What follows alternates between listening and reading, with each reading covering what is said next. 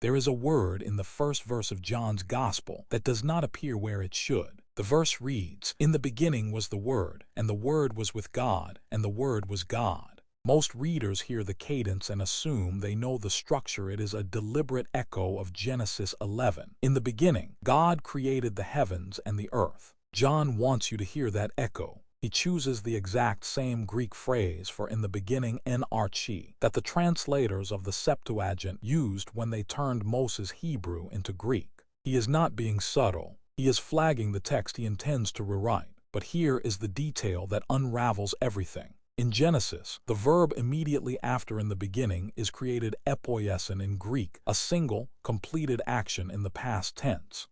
God did something. The universe began. But in John, the verb was in Greek, and it is in the imperfect tense. That tense means continuous existence in the past. It does not describe an event that happened at the beginning. It describes a reality that already existed before the beginning. The Word was already there when the beginning began. John does not say, "In the beginning, the Word came into being." He says, "In the beginning, the Word was already being." The grammatical shift is a theological detonation. You cannot read the opening of Genesis the same way after you see it, because John has inserted something into the story that was not present in the original, a person who precedes the moment of creation itself.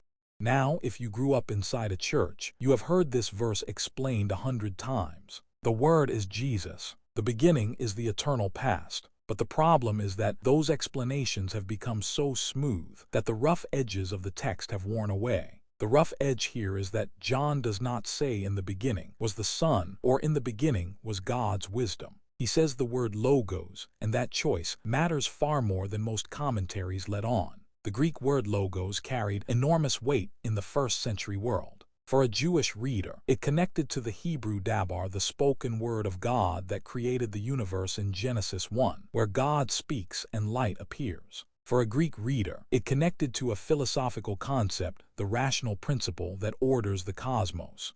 John is deliberately straddling both worlds. He is telling the Jew that the creative word of Genesis is not an abstract force but a person, and he is telling the Greek that the rational principle behind the universe is not a concept but a living being. You have likely heard that before as well, but what you may not have noticed is that John does not explain it. He does not pause to define logos. He drops the word in the first verse, and then lets the entire gospel unfold as an extended demonstration of what the word actually does. That is not an accident. By refusing to define the term, John forces the reader to keep reading. He says the Word was with God, pros ton theon, a preposition that literally means toward or face-to-face with. This is not a vague spiritual closeness. This is intimate, relational proximity. The Word and God are distinct enough to be face-to-face, and yet the very next clause says the Word was God, theos, en ho logos. Different person, same nature. A distinction without separation. The text does not explain how this works. It simply asserts it and moves on. And here is where the present-day reader must sit with the discomfort. Most people read John 11 as a proof text for the divinity of Christ, and then move to verse 14, where the Word becomes flesh. But John has not given you a theology textbook. He has given you a riddle. The verse does not say how the Word can be both with God and be God. It does not resolve the tension. It states the tension as the foundation for everything that follows. The reader who wants an explanation before believing will find no satisfaction in this verse. The reader who is willing to enter the mystery will find that the rest of the gospel is built to show, not to explain. That is the difference between treating this as a doctrine to be affirmed and treating it as a reality to be encountered. The Hebrew word that stands behind logos in the Old Testament is dabar, and dabar carries a meaning that most translations lose. In Hebrew, dabar does not simply mean a spoken word. It means a thing, an event, a reality that has been brought into being by speech. When the prophets say the word of the Lord came to me, they are not describing a whisper in the ear.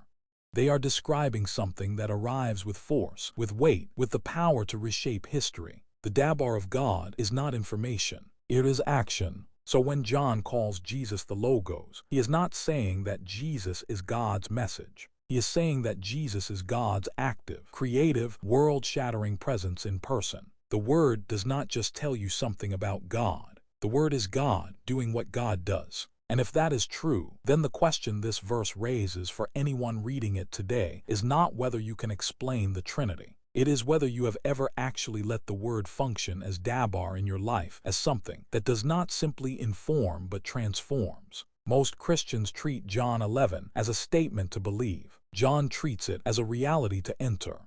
The verse is not the end of an argument. It is the beginning of a story. And the story's protagonist is not an idea you can master. He is a person who was already there before you arrived, before the world arrived, before time itself had a name. That person is described as being with God pros ton theon, and the preposition pros indicates a dynamic relationship. Some early church fathers noted that the same preposition is used in Greek to describe a lover moving toward the beloved. There is motion in the word, not static coexistence. The Word was not simply near God. The Word was oriented toward God, turned toward the Father in an eternal gaze of love and communion. That detail is not decorative. It means that the relationship within the Godhead is the ground of all reality.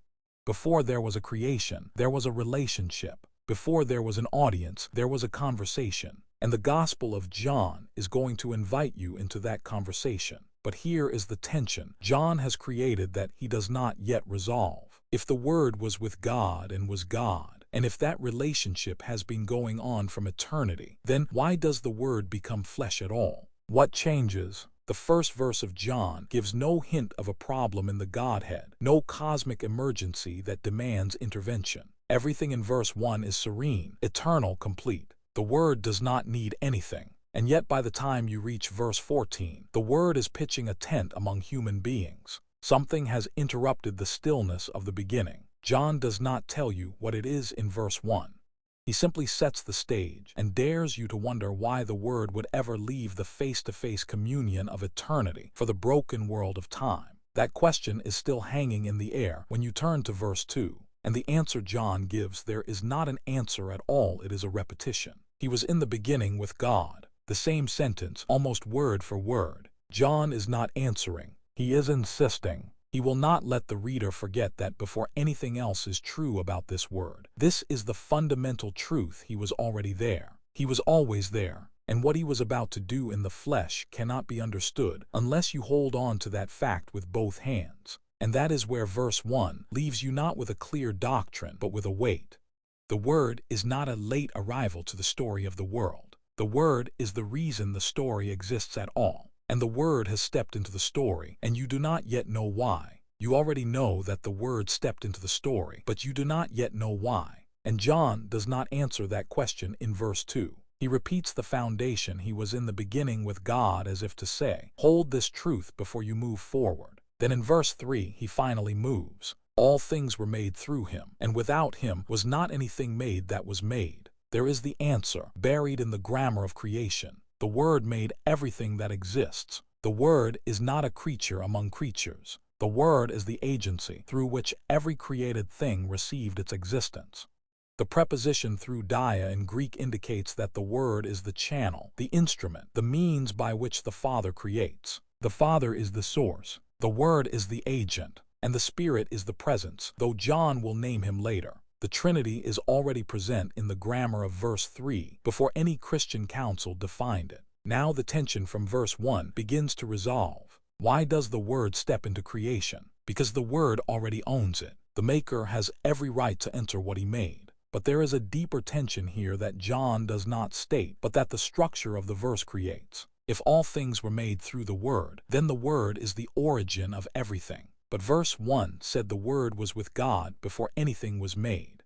That means the Word did not become the Son at the Incarnation. The Word was already the Son in the beginning. The Incarnation is not a promotion. It is a descent. The Word does not become divine by entering flesh. The Word is divine and chooses to enter flesh. That is the difference between a Christian understanding of Jesus and every other religious figure who achieved divinity through enlightenment or ascent. Jesus does not climb up. He comes down. The Greek word that carries this weight is egeneto. In verse 14, the Word became flesh. But egeneto is the same verb used in verse 3 for all things were made. John is deliberately using the same word for creation and incarnation. The Incarnation is a new act of creation.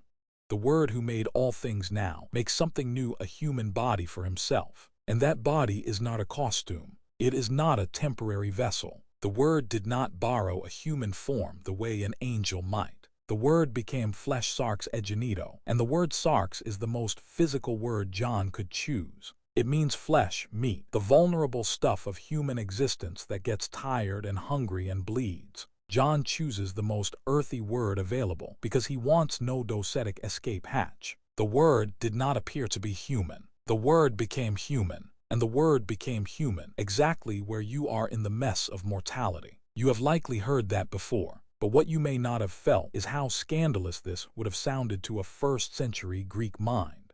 The philosophical tradition that John's Greek readers inherited held that the divine realm was pure, immaterial, untouched by matter. The body was a prison, a tomb, something to escape. And John walks into that world and says the divine logos, the rational principle that orders the cosmos, became a sack of vulnerable flesh. That is not philosophy. That is an assault on philosophy. John is not trying to make the gospel palatable to Greek intellectuals. He is telling them that their entire framework is upside down. The divine did not shrink from matter. The divine embraced matter, entered matter, redeemed matter from the inside. And the implication for anyone who believes this is that the physical world is not beneath God's concern. Your body is not a distraction from your spiritual life. Your body is the exact place where the Word meets you. Now verse 5 introduces another tension without resolving it immediately. The light shines in the darkness, and the darkness has not overcome it. The verb overcome is katalambano in Greek, and it carries a double meaning. It can mean to overtake, to seize, to overpower, but it can also mean to comprehend, to understand. The ancient readers would have heard both meanings at once. The darkness did not overcome the light. The darkness did not understand the light. Both are true. The darkness of the world, the darkness of human rebellion, the darkness of the mind that refuses to see that darkness could not extinguish the light, and it could not grasp what the light was. The light kept shining, and the light kept being misunderstood. That is the condition of the world into which the Word entered. Not a neutral world waiting for information, a hostile world that could not recognize its own maker. And here is where the present-day reader must pause. The Word entered a world that did not recognize him. The same Word is still entering the same world through the same means, through Scripture, through preaching, through the lives of his people. And the same response often follows. The darkness does not comprehend. That is not a failure of the light. That is the nature of the darkness. The light does not stop shining because it is not understood. The light shines because it is what light does. So the question for you is not whether you feel like you understand the Word well enough. The question is whether you are willing to be in the presence of a light that you may not fully grasp, but that is, by its very nature, shining toward you. John the Baptist enters the story in verse 6, and his role is to be a witness to the light. Not the light itself, but a witness. And John the Baptist is the model for every person who speaks about Jesus. He points, he does not produce. He does not generate the light. He simply turns his face toward it and tells others to look. That is humbling for anyone who thinks their preaching or teaching or witnessing is the main event. The main event is the light that was already shining before you opened your mouth. You are a witness or you are noise. And the difference between the two is whether the people who hear you end up looking at you or looking past you at the one you are describing. Then verse 11 delivers the most painful line in the prologue. He came to his own, and his own people did not receive him. The phrase his own ta idia in Greek can mean his own property, his own home, his own things. The people he made, the nation he chose, the world he created, they did not receive him. The Creator came to his creation, and the creation slammed the door. That is not a small detail. That is the central tragedy of the gospel story. The Word was not rejected by strangers. The Word was rejected by his own family. And that means rejection does not disqualify you from belonging.